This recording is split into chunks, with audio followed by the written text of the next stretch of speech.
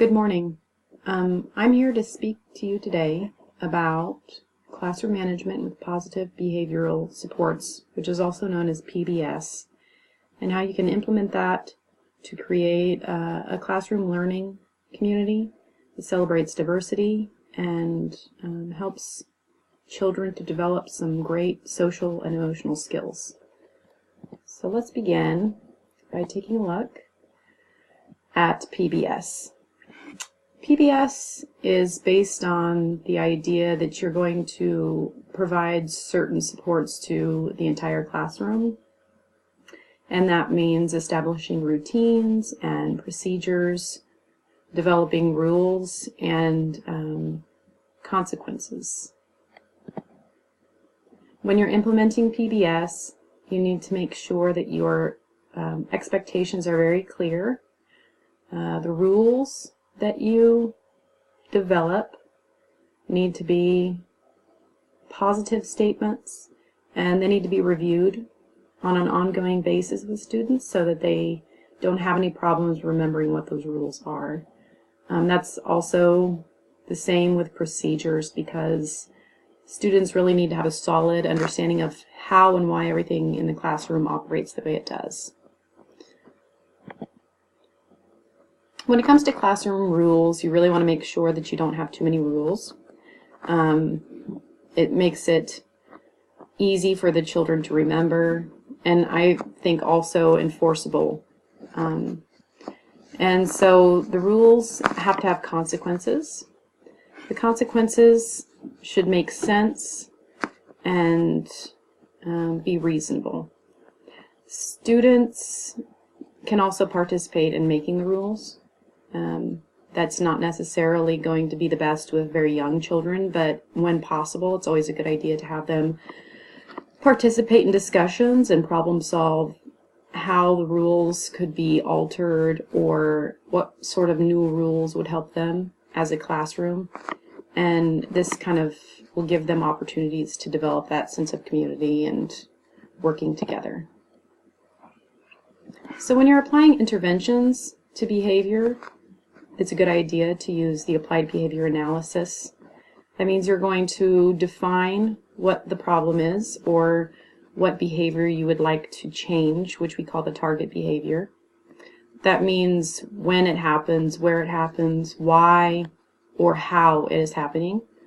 You're going to need to measure the target behavior, and there are multiple ways to do that. You can sample an event. That could be a certain period of class, or it could be the event that is occurring when you want to find out what is going on and why the behavior problem is occurring. This is a good sampling to use.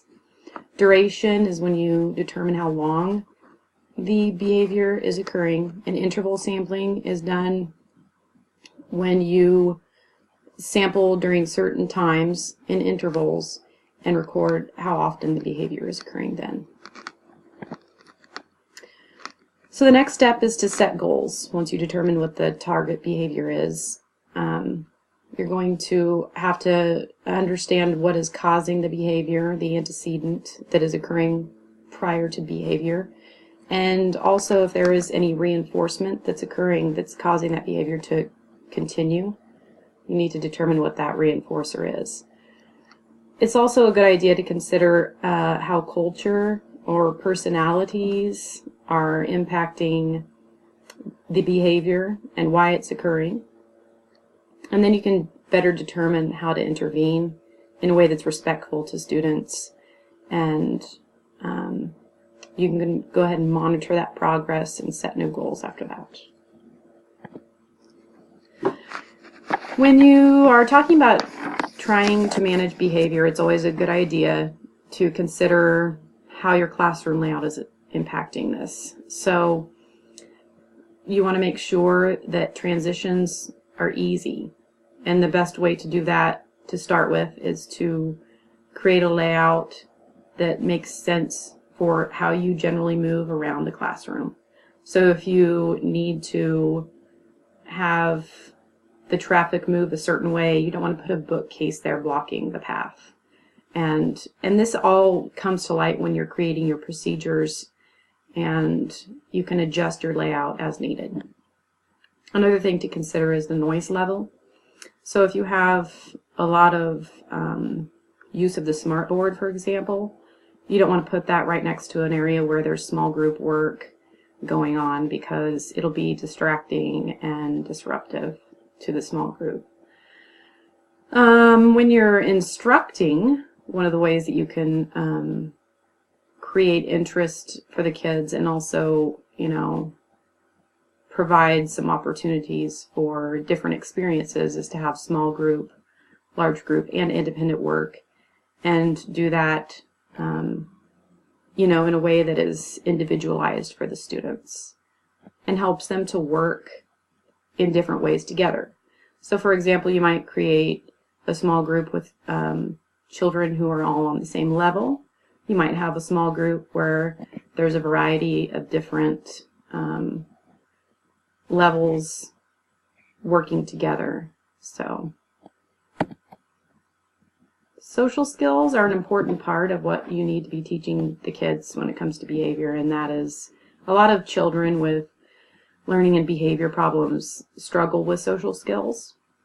Some of those skills include problem solving, being able to communicate effectively with their peers, understanding what social norms are for behavior, and being able to adapt when there are different things going on in the classroom. They need to be able to resolve conflict and deal with stress. And there are several different ways you can do that. One of the ways that you can do that is by teaching certain strategies to children. And one of the strategies that I decided to look into is called FAST.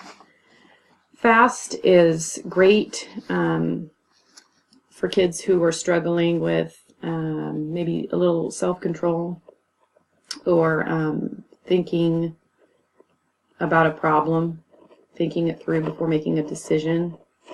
So the way that I would implement FAST is to teach with questions to start with. So a question you might ask when you're introducing the F of FAST is, have you ever made a decision very quickly and then wished you hadn't, stopped to think it through? A teacher could share an example, a personal example of something, and then you could ask for A, have you ever chosen a solution to your problem and then wished you had done something different? Or thought later, oh, I wish that I had thought of such and such as a solution. And then finally, you can ask, have you ever made a decision and later realized that it wasn't a safe decision or it wasn't a fair decision? So after asking these questions, I would have students work in pairs and have them solve a hypothetical problem, just to give them practice using it together and having that support of their peers.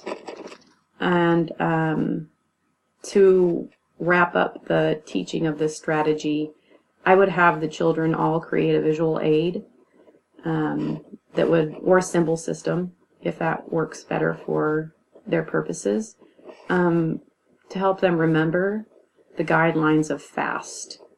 So when they have a problem that arises, they know how to deal with that, and they can reference their little visual aid, or the teacher can reference the visual aid to give them a little reminder.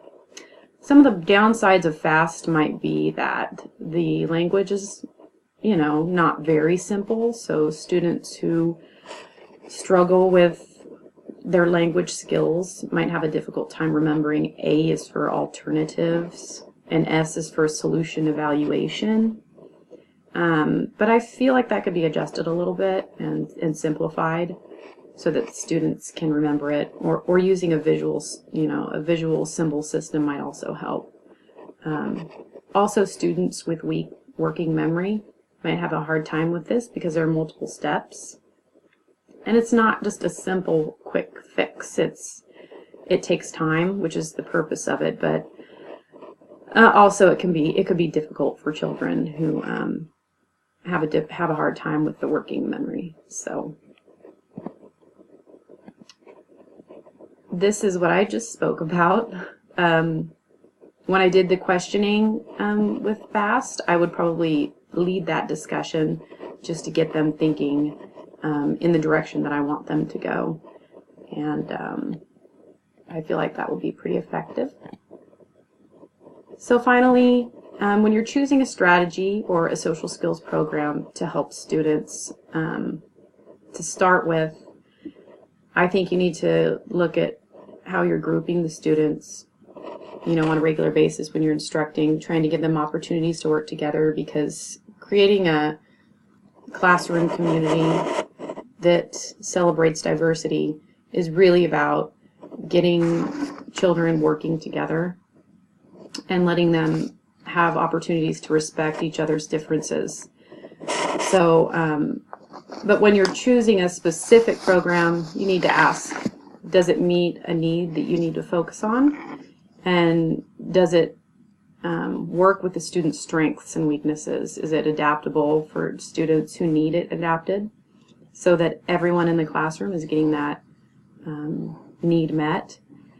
And does it teach really important skills that we discussed earlier on, problem solving, cooperative work, and that sort of thing? So thank you very much, and have a good day.